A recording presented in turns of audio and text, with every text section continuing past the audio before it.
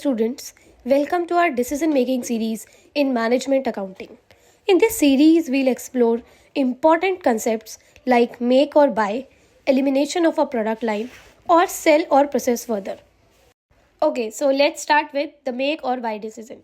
This is a crucial aspect of decision making in management accounting, where we analyze whether to produce a product in house or purchase it from an external supplier. To understand the concept of make or buy decision in decision making, we have an example here. For example अगर हम existing में देखें तो sales है हमारे पास 60,000 units की at ₹10 per unit which amounts to 6 lakh. Then after that we have variable expenses of the 60,000 units at ₹5 per unit. तो जो वेरिएबल एक्सपेंस आ रहे हैं हमारे पास वो 3 लाख है. And then we are deducting fixed expenses. Fixed expenses का production unit से कोई रिलेशन नहीं होता. आप कितने भी नंबर ऑफ यूनिट्स प्रोड्यूस कर लो और fix expenses gonna be same. तो अगर मैं सेल्स में से variable expense and there after fix expenses को माइनस कर दूं तो मेरे पास जो प्रॉफिट आ रहा है इट इज़ ₹1 लाख. अब अगर मुझे इस क्वेश्चन में अपनी कॉस्ट पर यूनिट बतानी है कि एक्चुअली 60,000 यूनिट्स में प्रोड्यूस कर रही हूँ, उसके लिए मेरी जो कॉस्ट है वो 3 लाख और 2 लाख 5 लाख रुपए है. बट अगर मुझे ये कॉस्ट पर यूनिट निकालनी हो तो यूनिटरी मेथड के अकॉर्डिंग बिल्कुल सिंपल है. आप नंबर ऑफ यूनिट से डिवाइड करोगे. जो ये 5 लाख कॉस्ट है आपकी, ये variable expense plus fix expense that is 3 lakh plus 2 lakh. तो जो टोटल 5 लाख एक्सपेंसेस है ये 60,000 यूनिट्स के लिए है. बट व्हाट इफ अगर मुझे पर यूनिट के लिए कॉस्ट चाहिए तो मैं इसको नंबर ऑफ यूनिट से डिवाइड करूंगी विच अमाउंट्स टू ₹8.33.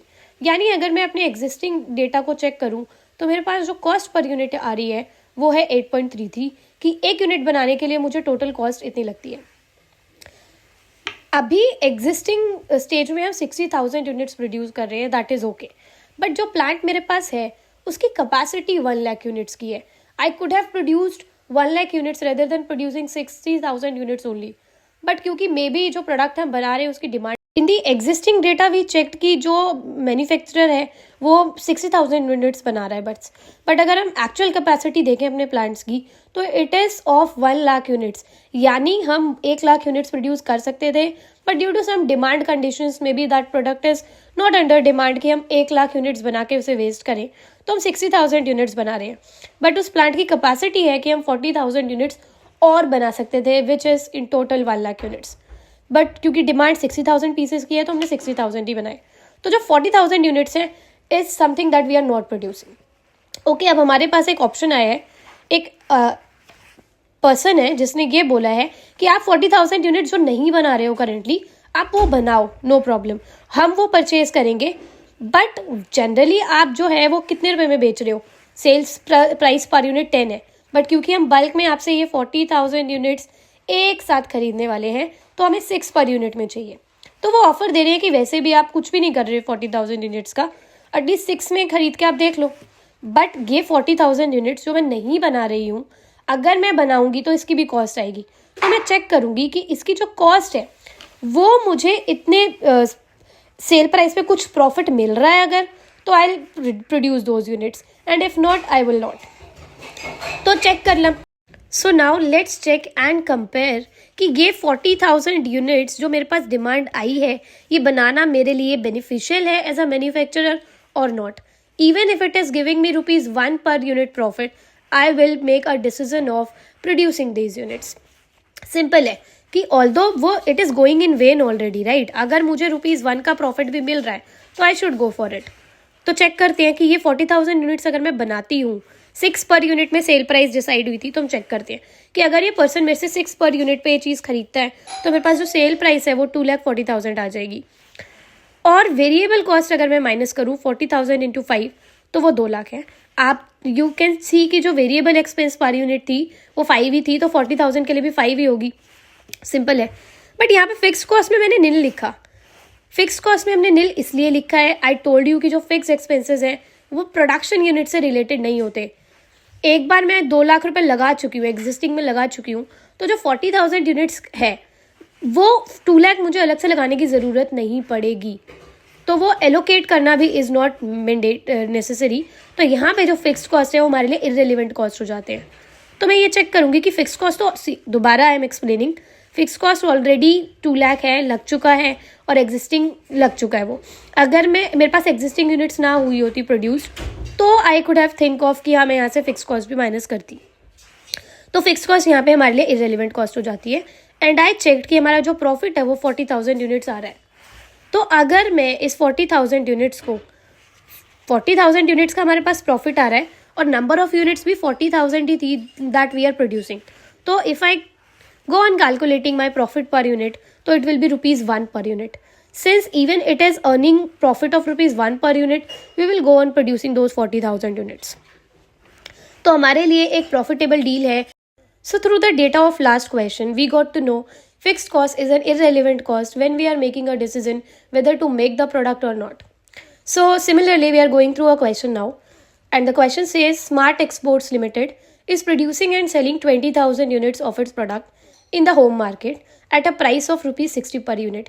यानी वी कैन सी कि जैसे उसमें हमारे पास एग्जिस्टिंग था, तो हमारे पास जो यहाँ पे एग्जिस्टिंग यूनिट्स है वो 20,000 यूनिट्स की हो जाएगी जो कंपनी ऑलरेडी प्रोड्यूस कर रही है, और उसके पर यूनिट कॉस्ट का ब्रेकअप भी गिवन है यहाँ पे. अब डायरेक्ट मटीरियल है ₹10 per unit. Direct material is a variable cost per unit. Direct labour जो है it is ₹7 per unit. It is again variable cost per unit. And if I go on checking factory expenses, तो factory expenses में मेरे पास दो factors हैं, एक fixed है और एक वेरिएबल है. फिक्स्ड में it is ₹12 per unit, and factory expenses का ही जो वेरिएबल है वो है 4 per unit. Office and selling expenses में मेरे पास जो फिक्स्ड है वो 6 पर यूनिट है और वेरिएबल जो है वो ₹3 पर यूनिट है. If an expense consist of both these factors, fixed and variable, these expenses are said to be semi variable expenses, जिसमें थोड़ा सा कॉम्पोनेंट हमारे पास फिक्स्ड एक्सपेंसेस का रहता है और थोड़ा सा कॉम्पोनेंट हमारे पास वेरिएबल एक्सपेंसेस का रहता है.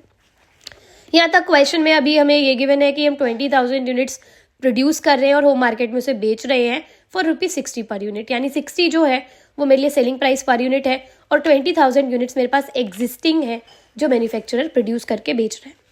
अब आगे देखते हैं, हमने कॉस्ट का ब्रेकअप भी देख लिया है. An importer from Australia placed an order for 6,000 units at a price of ₹30 per unit. अब एक इम्पोर्टर है ऑस्ट्रेलिया से, उसने ये बोला कि आप हमारे लिए 6,000 यूनिट्स और बनाओ. सी ये हमारे एग्जिस्टिंग है 20,000. ऐसा नहीं है कि ये 20,000 यूनिट्स में से आप उसे 6,000 देने जा रहे हो, नहीं. उसने अलग से ये ऑर्डर दिया है कि 20,000 यूनिट्स तो ठीक है, आप अलग से हमारी, अगर आपकी प्लांट कैपेसिटी अलाउ करती है, ओके. और जो इम्पोर्टर है ऑस्ट्रेलिया से, उसने सेल प्राइस 30 पर यूनिट बोली है, बट अगर मैं होम मार्केट में चेक करूँ तो 60 पर यूनिट पे बेच रहे हैं. अब इट्स ऑल्सो नॉट नेसेसरी कि ये 20,000 यूनिट्स सिर्फ एक पर्सन को जा रही है. It's not necessary, right. हो सकता है हमारे पास नंबर ऑफ कस्टमर्स अलग अलग है और हम सबके लिए ₹60 पर यूनिट चार्ज कर रहे हैं. तो why it is 30 per unit. यहाँ पे जो इम्पोर्टर है वो एक्सक्लूसिवली सारे प्रोडक्ट्स खुद खरीदने वाला है, तो हिज डिमांड इज की since I am purchasing it in bulk, मैं आपको 60 पर यूनिट नहीं दूंगा, मेरे को आप 30 में बेच रहे हो तो बताओ. ठीक है, हमने चेक कर लिया कि आप 6,000 यूनिट्स चाहते हो 30 पर यूनिट में. विल कंपेयर एंड चेक कि हमें यूनिट्स आपके लिए बनाने चाहिए या नहीं बनाने चाहिए, जैसे हमने प्रीवियस क्वेश्चन में किया. So next, execution of Australian order will result in an additional total cost of ₹10,000 over and above variable cost. We have already discussed it कि जो फिक्स्ड एक्सपेंसेस हैं वो हमारे लिए इररेलेवेंट हो जाते हैं in the case of decision making of whether to produce such units और नॉट. तो ऑफकोर्स जो फिक्स्ड एक्सपेंसेस हैं वो दोबारा 6,000 यूनिट्स के लिए नहीं इनकर होने वाले हैं, क्योंकि एग्जिस्टिंग में वो एक बार हो चुके हैं. बट इन्होंने बोला कि वेरिएबल एक्सपेंस तो ठीक है, फिक्स्ड एक्सपेंस को आप इररेलेवेंट ही मान रहे हो, बट 10,000 एडिशनल कॉस्ट हमारी लग गई है अदर देन वेरिएबल कॉस्ट. ठीक है, तो हमें ये भी माइनस करना पड़ेगा जब हम ये 6,000 यूनिट्स के लिए कंपैरिजन एंड कैलकुलेशन कर रहे होंगे. Should the Australian order be accepted, हमें बताना है. Show complete working clearly. Now will be coming to the solution of this question. I hope आपको ये क्वेश्चन अच्छे से समझ में आ गया हो. मैनेजमेंट अकाउंटिंग के क्वेश्चन अटेम्प्ट करने से पहले इट इज़ वेरी इंपॉर्टेंट कि आपको क्वेश्चन समझ में आए, तो ही आप उसका सॉल्यूशन कर सकते हो. So now we are heading towards the solution of the question that we have discussed. अब आपको क्योंकि कंपैरिजन करना है फॉर दो 6,000 यूनिट्स, तो it is very important to show the data and calculation of existing units that manufacturer is already producing. We know कि manufacturer जो है 20,000 यूनिट्स प्रोड्यूस कर रहा है, ठीक है, और उसके पास जो डिमांड आई है अलग say that is for 6,000 units. क्योंकि हमारे पास जो यहाँ पे सॉल्यूशन में बाइफर्केशन होता है कॉस्ट का, वो ऐसे होता है कि हमें वेरिएबल कॉस्ट और फिक्स्ड कॉस्ट अलग दिखानी है. We checked up on the components जहाँ पे हमारे पास फिक्स कॉस्ट भी थी एंड वेरिएबल कॉस्ट भी थी. That is we are talking about semi variable. Semi variable में जो फिक्स्ड वाला पार्ट है वो आप सिर्फ फिक्स में शो करेंगे और जो वेरिएबल वाला पार्ट है वो सिर्फ वेरिएबल में शो कर सकते हो. क्वेश्चन के साथ डिस्कस कर लेंगे, दैट्स नॉट अ प्रॉब्लम. तो चेक करते हैं 20,000 यूनिट्स और 6,000 यूनिट्स के लिए. 20,000 यूनिट्स के लिए हमारे पास जो सेल प्राइस है वो 60 रुपीज़ है और 6,000 यूनिट्स के लिए जो सेल प्राइस पर यूनिट है वो 30 पर यूनिट है. तो हम पहले सेल वैल्यू निकाल लेते हैं. सेल वैल्यू अगर मैं निकालूँ 20,000 यूनिट्स की 60 के हिसाब से तो इट कम्स टू ₹12 लाख. और अगर मैं 6,000 यूनिट्स के लिए 30 पर यूनिट सेल प्राइस से सेल वैल्यू निकालूँ तो वो 1,80,000 है. Now we will be deducting cost, variable cost and fixed cost. सारी वेरिएबल कॉस्ट हमें एक जगह डिडक्ट करनी है और सारी फिक्स्ड कॉस्ट हमें अलग से डिडक्ट करनी है. ऐसा इसलिए इंपॉर्टेंट है क्योंकि हमें क्वेश्चन में कंट्रीब्यूशन दिखाना है अलग से, इसलिए पहले वेरिएबल माइनस कर देते हैं फिर फिक्स्ड वाले माइनस कर देंगे. फिक्स्ड कॉस्ट जो है क्योंकि एक बार वो 20,000 यूनिट्स के लिए इनकर हो चुकी है तो आप अलग से 6,000 यूनिट्स के लिए उसे नहीं लगाओगे, वो इस केस में इररेलेवेंट हो जाती है क्योंकि फिक्स्ड कॉस्ट प्रोडक्शन यूनिट से रिलेटेड नहीं होती है. एक बार अगर आप प्लांट के लिए वो फिक्स्ड कॉस्ट इनकर कर चुके हो, उसी में आपको और प्रोडक्शन करना है तो यहाँ पे दोबारा से वो कॉस्ट री इनकर नहीं होगी. After getting the sale value अब हम अपनी कॉस्ट डिडक्ट करेंगे for both these cases when I am producing 20,000 units and other than this when manufacturer is going to produce 6,000 units more. Sales के बाद जो हमें माइनस करना है that is first variable cost. तो हम वेरिएबल कॉस्ट चेक कर लेते हैं. जो मटेरियल है वो प्योरली वेरिएबल कॉस्ट है और जो लेबर है वो भी प्योरली वेरिएबल कॉस्ट है. तो 20,000 यूनिट्स के लिए मटेरियल कॉस्ट कैलकुलेट करेंगे एंड देन 6,000 यूनिट्स के लिए सिमिलरली हम मटेरियल और लेबर कॉस्ट कैलकुलेट करेंगे. जो डायरेक्ट मटेरियल है it is given 10 per unit. तो 60,000 यूनिट्स के हिसाब से 20,000 यूनिट्स के हिसाब से इट इज़ 20,000 इंटू 10 2 लाख और अगर 6,000 के लिए जाए तो 6,000 इंटू 10 60,000. डायरेक्ट लेबर जो है वो 7 पर यूनिट है. तो अगर मैं 20,000 यूनिट्स के लिए 7 पर यूनिट से लेबर कैलकुलेट करूँ तो 1,40,000 आती है और 6,000 यूनिट्स से अगर लेबर कैलकुलेट करें तो 6,000 इंटू 7 42,000. क्योंकि हमें सारे वेरिएबल एक्सपेंसेस एक जगह ही डिडक्ट करने हैं तो हम नेक्स्ट वेरिएबल चेक करेंगे.